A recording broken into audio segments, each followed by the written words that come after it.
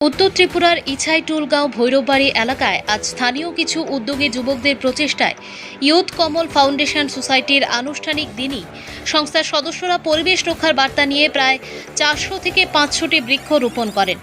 সংস্থার সদস্যদের মূল লক্ষ্য হল সমাজ সেবা, যুব সমাজকে নেশার করাল গ্রাস থেকে মুক্ত করা এবং একটি সুস্থ, সচেতন ও নেশামুক্ত ত্রিপুরা গড়ে তোলা।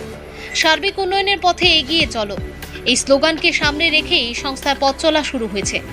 পরিবেশ সংরক্ষণের পাশাপাশি সংস্থাটি রক্তদান কর্মসূচি এবং বিভিন্ন সামাজিক ও মানবিক কার্যক্রমেও সক্রিয়ভাবে অংশগ্রহণ করবে বলে জানানো হয়েছে।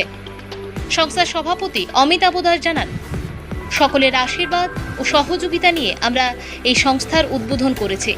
আপনাদের আশীর্বাদে আগামী দিনে সমাজের মানুষের পাশে থেকে আরও অনেক জনকল্যাণমূলক কাজ করতে চাই। নেশামুক্ত সমাজ গঠন এবং মানব সেবাই আমাদের প্রধান লক্ষ্য। স্থানীয় বাসিন্দারাও এই উদ্যোগকে স্বাগত জানিয়েছেন এবং সংস্থার ভবিষ্যৎ সমাজসেবামূলক কর্মকাণ্ডের সাফল্য কামনা। ধর্মনগর থেকে নিজস্ব প্রতিনিধির রিপোর্ট, আজকাল নিউজ।